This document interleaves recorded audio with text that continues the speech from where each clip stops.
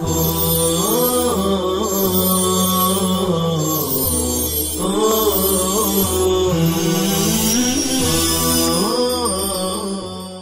اللہ الرحمن الرحیم۔ آج ہم 5واں سبق اور 17ویں تمرین پڑھنے جا رہے ہیں۔ پیچھے ہم نے پڑھا تھا کہ مرکب کی 2 قسمیں ہیں، مرکب تام اور مرکب ناقص۔ پھر مرکب ناقص کی کہا تھا کہ بہت ساری قسمیں ہیں، ان میں سے مشہور 2 ہیں، مرکب توصیفی اور مرکب اضافی۔ پیچھے ہم نے مرکب توصیفی کا بیان پڑھا، آج ہم مرکب اضافی کا بیان پڑھنے جا رہے ہیں۔ مرکب اضافی 2 اسموں کے ایسے مرکب کو کہتے ہیں جس میں پہلے اسم کی نسبت اور اضافت دوسرے اسم کی طرف کی گئی ہو، جیسے کتاب سعید، بیت خالد۔ مرکب اضافی کے پہلے اسم کو جس کی نسبت دوسرے اسم کی طرف کی جا رہی ہو مضاف، اور دوسرے اسم کو جس کی طرف نسبت کی گئی ہو مضاف الیہ کہتے ہیں۔ یعنی اس میں بھی مرکب ہوں گے، 2 اسم ہوں گے، پہلے کی نسبت دوسرے کی طرف، پہلے کی اضافت دوسرے کی طرف کی جاتی ہے، یعنی پہلے اسم کا تعلق دوسرے اسم کے ساتھ جوڑا جاتا ہے۔ تو پہلا جو اسم ہوتا ہے اس کو مضاف کہتے ہیں، جس کا تعلق جوڑا جاتا ہے، جس کی اضافت کی جاتی ہے، جس کی نسبت کی جا رہی ہے اس کو مضاف، اور جس کے ساتھ اس کا تعلق جوڑا جا رہا ہے، جس کی طرف نسبت کی جا رہی ہے یا جس کی طرف اضافت کی جا رہی ہے، یعنی دوسرا اسم، اس کو مضاف الیہ کہتے ہیں۔ مضاف اور مضاف الیہ دونوں ہی اسم ہوا کرتے ہیں، لیکن کبھی کبھی مضاف الیہ جملہ اسمیہ یا جملہ فعلیہ وغیرہ ہوتا ہے۔ مضاف اسم نکیرہ اور مضاف الیہ اکثر اسم معرفہ اور کبھی نکیرہ بھی ہوتا ہے، یعنی پہلا جو لفظ ہے مضاف وہ نکیرہ ہوگا، اور دوسرا اسم جو مضاف الیہ ہے وہ اکثر معرفہ ہوتا ہے، کبھی نکیرہ بھی ہو سکتا ہے۔ مضاف پر الف لام اور تنوین نہیں آتی، لیکن مضاف الیہ پر الف لام اور تنوین دونوں ہی آتے ہیں۔ مضاف پر کبھی بھی الف لام اور تنوین نہیں آ سکتی۔ مضاف الیہ ہمیشہ مجرور ہوا کرتا ہے۔ مضاف الیہ یعنی دوسرا اسم جو ہے وہ ہمیشہ مجرور ہوگا۔ اضافت میں مضاف سے تنوین ہی کی طرح، یعنی جس طرح مضاف پر تنوین نہیں آتی، اسی طرح اگر مضاف تثنیہ ہو یا جمع ہو، واو نون کے ساتھ جمع ہو، تو اس صورت میں تثنیہ کا نون بھی گر جاتا ہے، اور جمع کا جو نون ہوتا ہے وہ نون بھی گر جاتا ہے۔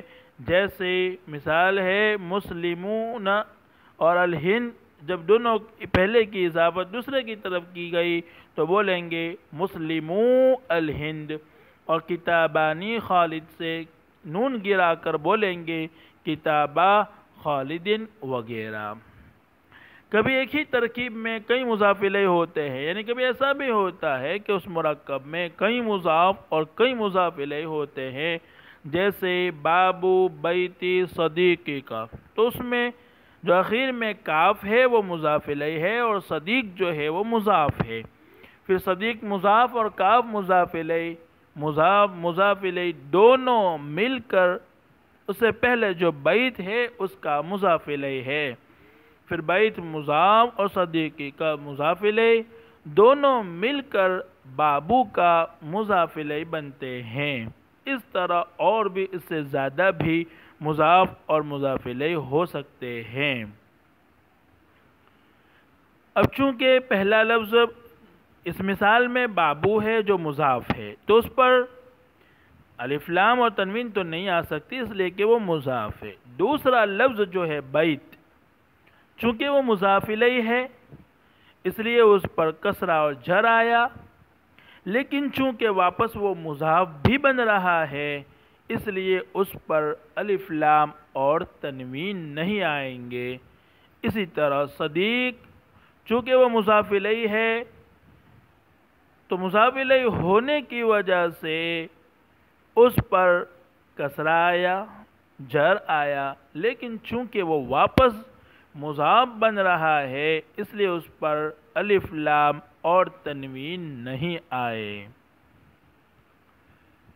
مضاف الیہ کا اردو میں ترجمہ کرتے وقت بیچ میں اکثر کاکے کی، راریری یا نانینی کا لفظ آتا ہے، جیسے باب البیتی گھر کا دروازہ تو بیچ میں کا آیا، بیتی میرا گھر تو بیچ میں را کا لفظ آیا۔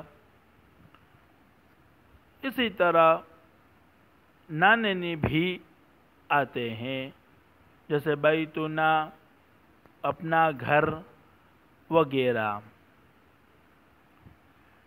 اردو میں مضاف الیہ پہلے ہوتا ہے اور مضاف بعد میں ہوتا ہے، جیسے کتاب خالدین، اس میں کتاب مضاف ہے اور خالدین مضاف الیہ ہے۔ اردو میں جب ترجمہ کرتے ہیں تو بولیں گے خالد کی کتاب، تو مضاف الیہ کا ترجمہ اردو میں پہلے ہوتا ہے اور مضاف کا ترجمہ بعد میں ہوتا ہے، لیکن عربی میں اس کے برعکس مضاف پہلے اور مضاف الیہ بعد میں آتا ہے۔ یہ مختصراً مرکب اضافی کا بیان تھا۔ اب ہم تمرین دیکھتے ہیں۔ تو آج کی ہماری 17ویں تمرین ہے۔ سب سے پہلے ہم الفاظ و معانی دیکھیں گے۔ پہلا جملہ ہے ضوء القمر۔ ضوء جمع اضواء آتی ہے، معنی ہے روشنی۔ القمر جمع اقمار، معنی چاند۔ دوسرا جملہ ہے ظلام اللیل۔ ظلام کے معنی تاریکی اور اللیل جمع اللیالی، معنی رات کے ہے۔ تیسرا جملہ ہے فصل المطر۔ فصل جمع فصول، معنی موسم، اور مطر جمع امطار، معنی بارش۔ چوتھا جملہ ہے شاطئ النہر۔ شاطئ جمع شواطئ، معنی کنارہ۔ النہر جمع انہار، معنی نہر ندی۔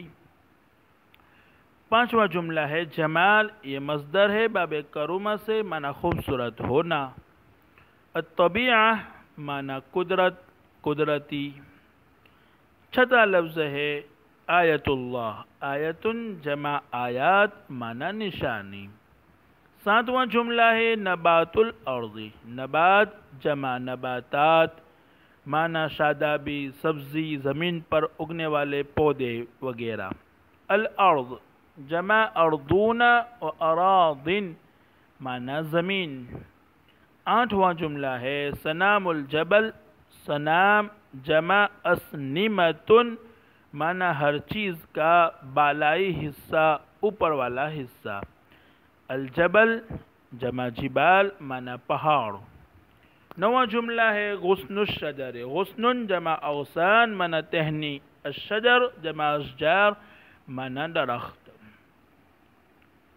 دسواں جملہ ہے تغرید الطیور۔ تغرید یہ مصدر ہے غرد یغرد، تغرید معنی چہچہانا۔ الطیور طیرن کی جمع، معنی پرندہ۔ 11واں جملہ ہے حدیقۃ محمود۔ حدیقۃ جمع حدائق، معنی باغ۔ 12واں جملہ ہے دار غنی۔ دار جمع دور، معنی گھر۔ غنی جمع اغنیاء، معنی مالدار۔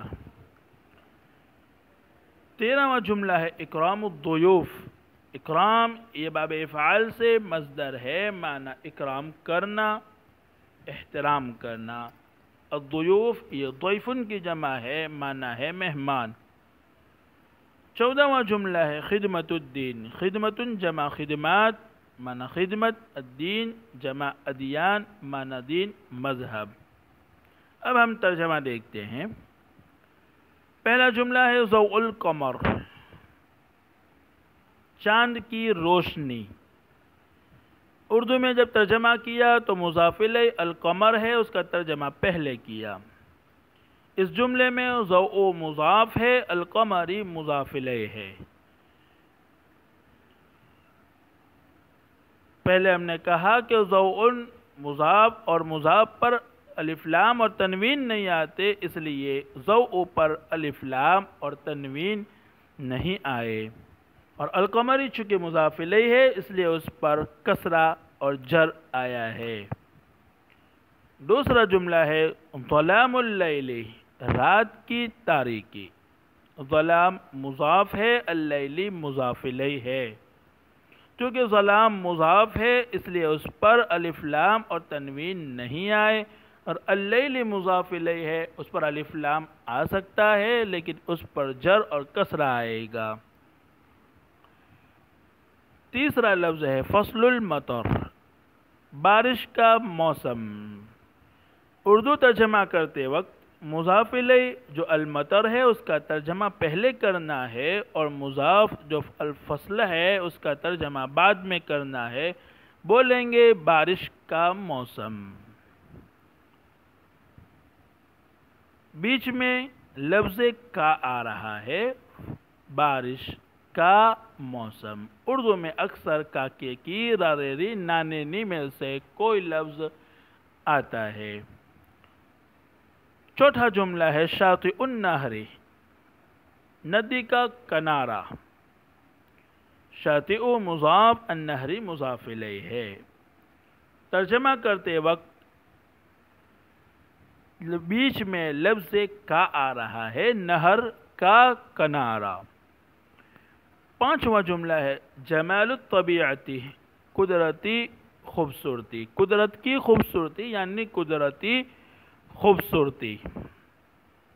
چھٹا لفظ ہے آیت اللہ، اللہ کی نشانی۔ بیچ میں ترجمہ کرتے وقت کی آ رہا ہے، آیت مضاف ہے، اللہ ہی مضاف الیہ ہے۔ جب آیت مضاف ہے تو اس پر الف لام اور تنوین نہیں آ سکتے، اور لفظ اللہ مضاف الیہ ہے اس لیے اس پر جر اور کسرہ آیا ہے۔ ساتواں لفظ ہے نبات الارض، زمین کی شادابی۔ آٹھواں جملہ ہے سنام الجبل، پہاڑ کی چوٹی۔ سنام مضاف، الجبل مضاف الیہ ہے۔ نواں جملہ ہے غصن الشجر، درخت کی ٹہنی۔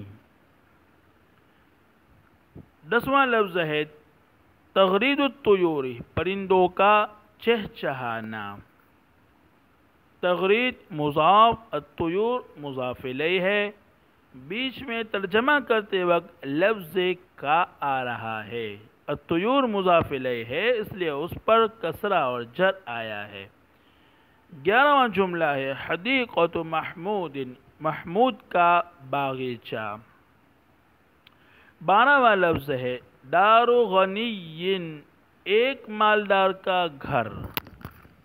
چونکہ غنی جو مضاف الیہ ہے وہ نکرہ ہے اس لیے ترجمہ کیا گیا ایک مالدار کا یا کوئی مالدار کا گھر ترجمہ کریں گے، چونکہ غنی نکرہ ہے اور مضاف الیہ ہے، اور دارو جو ہے مضاف ہے۔